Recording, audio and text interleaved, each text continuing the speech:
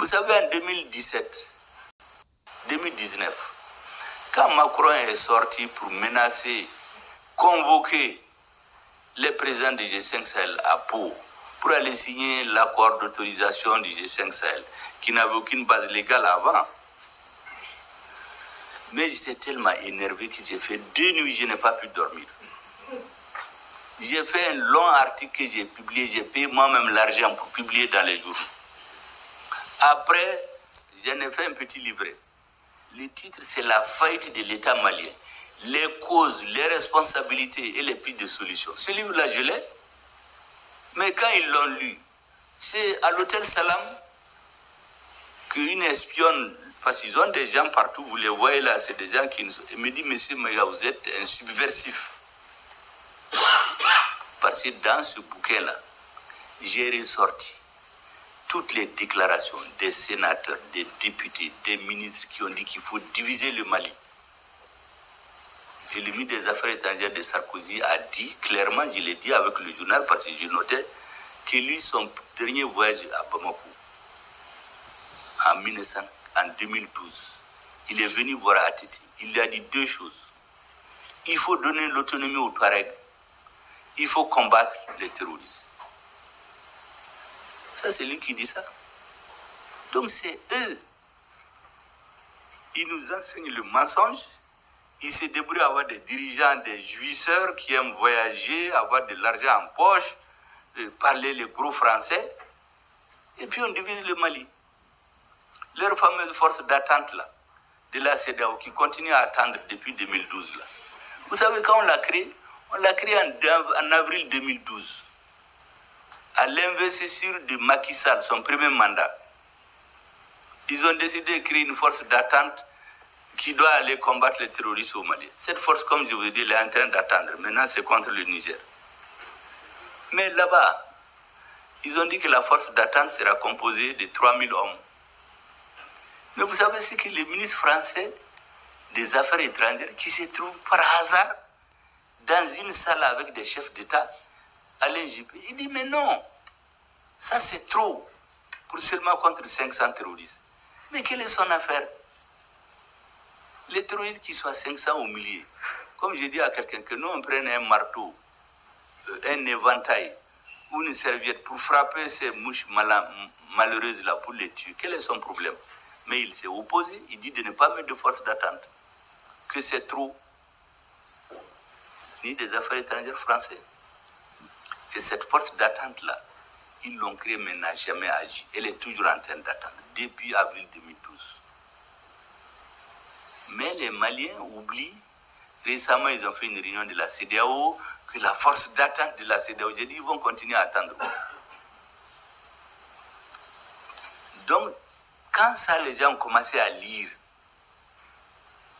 le fait d'avoir les idées, quand c'est dans un livre, ce n'est pas la même chose. Ça a contaminé tout le monde. Et le président Assimi Goïta m'a dit en personne, quand il a été à Accra, il a donné le nom du premier ministre qu'ils veulent choisir. Tous les chefs d'État sont levés pour dire tout sauf celui-là. Donnez-nous un autre, mais on ne veut pas de lui. J'ai dit, président, ces gens ne me connaissent même pas, c'est la France qui leur a dit. Vous tenez donc. Ils avaient des relais ici, la classe politique, je connais les dirigeants. Ils les ont dit de se réunir pour dire on ne veut pas de ce premier ministre-là. Il est de la dictature, c'est les partisans de Moussa Traoré.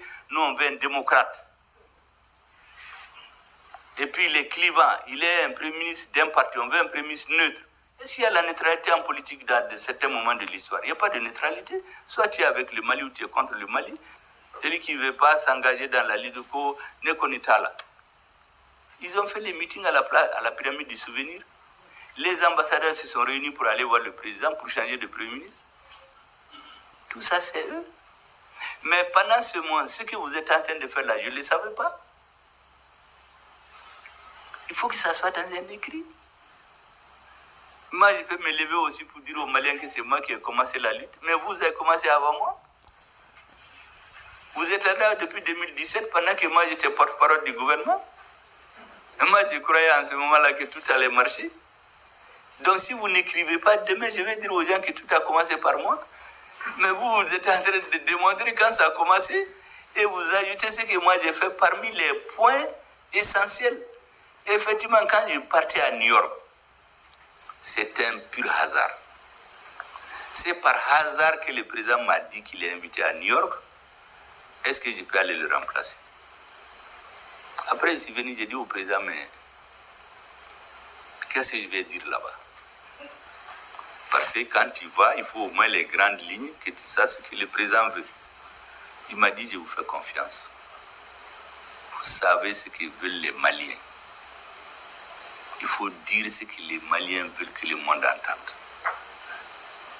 Je suis venu, j'ai fait mon discours ici avec un seul conseil. Dans mon cabinet, personne ne l'a lu. Même s'il y a des gens, après, il paraît qu'ils ont dit dans la population que c'est eux qui ont fait le discours. Personne. Celui qui l'a écrit, je l'ai appelé chez moi. On a fait les termes. J'ai dit, compose-moi des belles phrases. Il a fait de très belles phrases. La phrase qui a retenu le monde, là, laissé en plein vol, là, ça, c'est, j'ai dit d'ajouter. Quand je suis arrivé à New York, j'ai appelé les diplomates pour qu'ils regardent ce qui n'est pas bon là-dedans, n'est qu'en a fait un tien, quoi. Mais ce n'est pas un terme diplomatique. Si ça ne tenait qu'aux diplomates, ils vont dire d'enlever, c'était trop dur. Moi, je leur ai dit que ça, c'est la politique, ça, c'est pas la diplomatie. Et comme j'étais malade, je suis parti avec mon discours. Le protocole est venu le prendre. Parce que quand vous partez là-bas, le protocole amène votre discours, après vous venez. Il est venu, j'ai dit à la dame, merci beaucoup. Mon discours, là, je vais le garder. Quand mon temps est venu, je lui ai donné les papiers et puis je l'ai suivi. Elle a déposé, j'ai mis ma main là-dessus.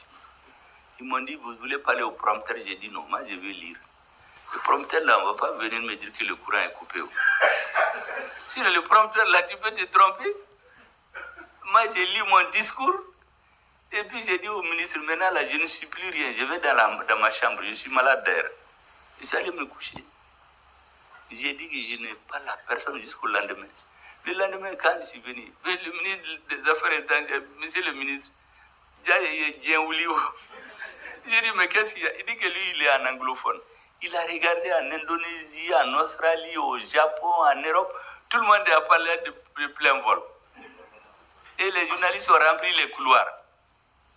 J'ai dit, il faut les faire venir, il faut commencer par les Français. Vous avez vu l'interview?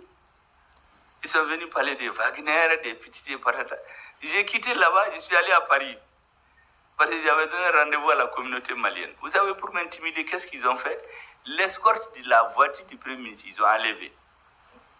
L'ambassadeur était très gêné. Il me dit, bon, mais il ne sait pas. J'ai dit, il n'y a même pas d'ambassadeur, c'est un chargé d'affaires. J'ai dit, monsieur le chargé d'affaires, moi, je suis un fils de paysan. Si vous voulez, moi, je peux conduire la voiture. Je n'ai pas besoin de garde-corps, je veux seulement aller dans mon hôtel. Moi, je lui ai dit, il n'y a pas de problème, amenez-moi dans mon hôtel. J'arrive dans mon hôtel, on vient me dire, ouais, j'ai eu le directeur qui veut vous envoyer son adjoint. Celui qui est chargé des affaires africaines et arabes. Un certain ambassadeur Bigot. Il vient avec ses conseillers, il commence à me faire la leçon de morale, à faire les baga-baga comme on fait avec les dirigeants africains. Quand il a fini, il a dit, bon, maintenant il faut m'écouter. Il dit, vous savez, vous avez l'esprit colonialiste encore. Vous vous trompez 3 fois. Vous vous trompez d'époque. Le colonialisme, c'est terminé. Vous vous trompez de peuple. Notre peuple est réfractaire à la suggestion. Les autres pays africains, vos ancêtres les ont colonisés en 6 mois, quelques semaines. Chez nous, vos ancêtres ont mis 38 ans de guerre.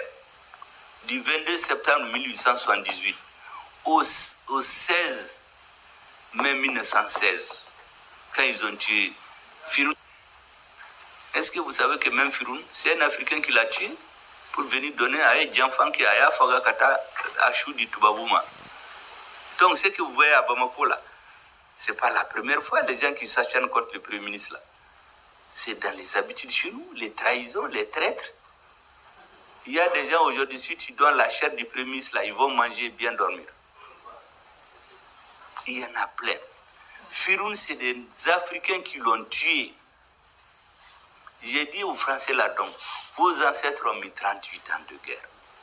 Et même quand ils nous ont occupés, pendant les 70 ans de colonisation, ils n'ont jamais eu la paix. Quand ce n'est pas les Touaregs, c'est les Arabes, c'est les Dogons, c'est les Peul, c'est les Bamana, c'est les Mianka, c'est des ceci. Ils n'ont jamais eu la paix. On est un peuple réfractaire à la suggestion. Il faut que vous mettez ça dans vos têtes. Ensuite, vous avez l'esprit colonialiste. Les dirigeants du Mali d'aujourd'hui, là, ce n'est pas ce à quoi vous étiez habitués, hein, qui viennent loger dans des hôtels à 6 000, 10 000 euros la nuit. Après, quand ils partent, vous moquez d'eux, parce que vous vivez sur des fonds publics. Vous ne pouvez pas loger dans un hôtel comme ça. Mais quand nos dirigeants viennent, on les met dans des hôtels chers comme ça, ils prennent le bol de café à 5 euros, et puis ils rentrent dans leurs avions, ils s'en vont vous moquer d'eux. Après, vous dites que vous allez nous aider. J'ai dit, ce n'est pas des dirigeants comme ça qu'il y a au Mali aujourd'hui.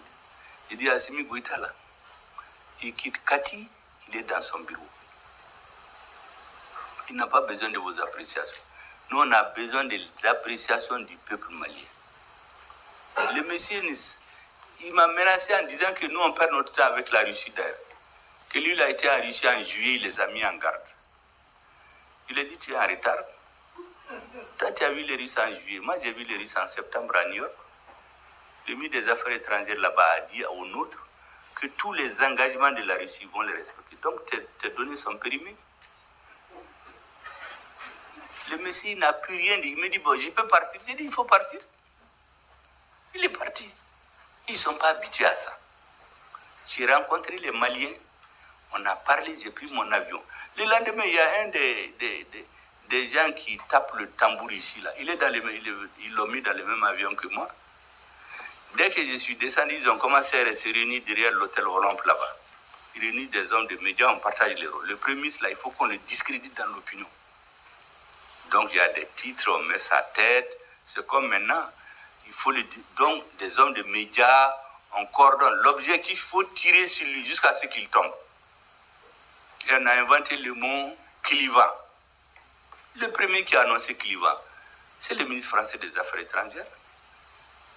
Il dit que je suis clivant, que c'est un partenaire de la dictature, il ne peut pas amener la démocratie. Et on a appris ça au Bamako. Ah, il n'est pas du mouvement démocratique. Et tu vois, nous sommes du mouvement démocratique, donc c'est notre ennemi. Tout ce qui peut tromper les gens. Donc le monsieur qui est venu, donc ils vont à Paris, ils amènent l'argent quand ça finit, on réunit les hommes de médias. Non, moi je sais là où ils se réunissent. Et ils répartissent l'argent là-bas. Certains sont dans des radios, d'autres sont dans des grains, ils montent des groupes qui rentrent en ville, ils rentrent dans les drounies, ou tiens, ou dans les garages. Vraiment, il est clivant. Dès qu'ils vous ont dit ça, ils cherchent à vous tromper. Moi, je ne divise pas les Maliens. Mais je ne veux pas être avec les faux types.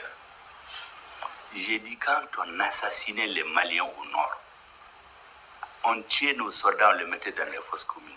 Est-ce que vous savez que l'argent qui était destiné à payer des armes, il y a des gens qui l'ont volé? Mais ces gens-là, je ne peux pas être avec eux. Donc si c'est ça clivant-là, je suis clivant. C'est là-bas que je l'ai dit, le terme d'ailleurs que j'ai vulgarisé appelé.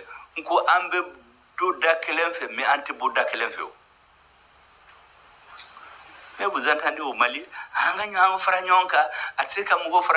le rôle d'un gouvernement, ce n'est pas Kamugo Franyonka, Ikabaraki. C'est pourquoi on est venu là. C'est ça le rôle d'un gouvernement.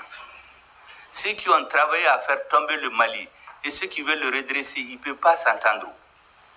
La première fois où j'ai réuni les partis politiques ici, quand j'ai exposé le plan de la transition, vous savez ce que leur porte-parole m'a dit? Il m'a dit, mais la refondation du Mali, ce n'est pas votre travail. Faites des élections et allez-y. C'est le gouvernement qui viendra, qui va faire les réformes. Je lui ai dit, monsieur, on ne peut pas s'entendre. Ce que vous voulez là, c'est les mêmes corrompus là qui ont fait tomber notre pays. Si on fait les élections, il faut aller corrompre les gens et venir au pouvoir et continuer la même chose. Depuis ces jours-là, vous les entendez, il insulte les partis. J'ai entendu même l'autre jour un syndicaliste, j'allais même défroquer aussi, qui se lève, que moi j'insulte les partis politiques. Personne ne peut sortir là où j'ai insulté les partis politiques. Personne. Par contre, j'ai expliqué que je ne peux pas m'entendre avec certaines personnes. Parce que je ne peux pas m'entendre avec celui qui veut détruire le Mali. Celui qui se met au service de l'étranger. Je ne peux pas. Mais tu entendais des gens, ils insultent les partis politiques, c'est l'ennemi des partis.